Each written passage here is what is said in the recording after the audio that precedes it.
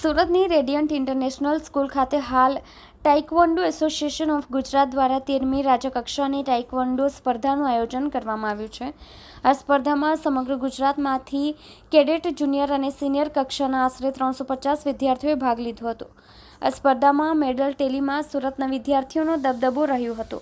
તમામ સ્પર્ધકોમાંથી Ugat canal road, Jahangirabad ખાતે આવેલી ધી રેડિયન્ટ ઇન્ટરનેશનલ સ્કૂલના CBSE બોર્ડના ધોરણ 8માં અભ્યાસ કરતા અરાત્રિકા સિંઘ કાશ્ય પદક અને ગુજરાત બોર્ડ અંગ્રેજી માધ્યમની ધોરણ 9માં અભ્યાસ કરતી યશવી કવા સુવર્ણ પદક અને જીયા કાવા સુવર્ણ પદક પ્રાપ્ત કરીને શાળાનું નામ રોશન કર્યું હતું.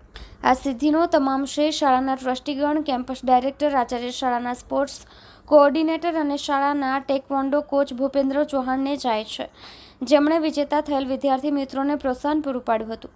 ટાઇકવોન્ડો એસોસિએશનના જનરલ સેક્રેટરી પમીર શાહના જણાવ્યા મુજબ ટાઇકવોન્ડો સુરતમાં ખૂબ જ પ્રખ્યાત છે. સુરતના ઘણા પ્રતિસ્પર્ધીઓ આંતરરાષ્ટ્રીય કક્ષાએ ભાગ લઈ રહ્યા છે. મારું નામ પમીર શાહ છે. હું ટાઇકવોન્ડો એસોસિએશન ઓફ ગુજરાતનો જનરલ સેક્રેટરી છું અને આજે અમે રેડિયન્ટ સ્કૂલમાં 13મી સ્ટેટ ચેમ્પિયનશિપનું આયોજન કર્યું છે. ટાઇકવોન્ડોની આ ચેમ્પિયનશિપમાં કેડેટ, જુનિયર અને સિનિયર એજ ગ્રુપના આશરે 300 બાળકોએ ભાગ લીધો છે સમગ્ર ગુજરાતમાંથી. અને આ કોમ્પિટિશનમાં જે પણ બાળકો આજે ગોલ્ડ મેડલ જીતશે એ લોકો ગુજરાતને નેશનલ લેવલ ઉપર રિપ્રેઝેન્ટ કરવા જશે, અલગ અલગ જગ્યા પર, અલગ અલગ નેશનલ લેવલ ઉપર. તો આ ખૂબ જ સારી કોમ્પિટિશન છે અને આજની કોમ્પિટિશનમાં આપણા શહેરમાંથી 9 ઇન્ટરનેશનલ પ્લેયર્સ, જે લોકો એશિયન અને વર્લ્ડ ચેમ્પિયનશિપમાં ઇન્ડિયાને રિપ્રેઝેન્ટ કર્યું છે, એવા બાળકો પણ આજે અહીંયા રમવાના. સર, શા માટે સુરતમાં કોમ્પિટિશન યોજાય છે? સુરત આજે ટાઇકવોન્ડો રમતનું હબ છે આખા ઇન્ડિયામાં. આજે આખા ઇન્ડિયામાં સુરતની સૌથી મોટી એકેડમી છે, સૌથી વધુ બાળકો અહીંયા પ્રોફેશનલ ટ્રેનિંગ રહે છે ને આજે આખા ઇન્ડિયામાં સૌથી વધારે એશિયન મેડલિસ્ટ આપણા સુરતમાંથી છે. એટલા માટે આપણે સુરતમાં આ કોમ્પિટિશનનું આયોજન કર્યું છે. આજે છોકરાઓ છે, છોકરાઓ નેશનલ, ઇન્ટરનેશનલ, એનું કેડર કઈ રીતનું હોય છે તે વિશે પણ કહો.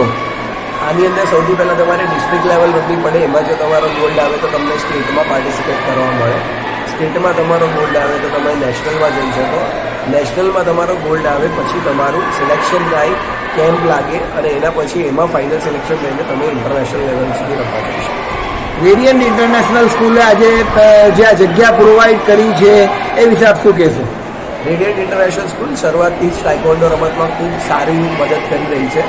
આ વખતે એમણે અમને પોતાનું કેમ્પસ, એ સિવાય અમને બીજી ઘણી સર્વિસીસ અને અમને ટ્રેનિંગ સ્ટાફથી લઈને ઘણી બધી સર્વિસીસ પ્રોવાઈડ કરી છે. આગળ પણ રેડિયન્ટ સ્કૂલે એમની જે એક સ્ટુડન્ટ છે યશવી કાવા, એને ઇન્ટરનેશનલ માટે એને 1.5 લાખ રૂપિયાની તો રેડિયન્ટ ઇન્ટરનેશનલ સ્કૂલનો અભિગમ હંમેશા સ્પોર્ટ્સને આગળ વધારવાનો અને એમના બાળકોને આગળ વધારવાનો જ રહ્યો છે. સુરતના શહેરીજનોને શું સંદેશ પાઠવશો?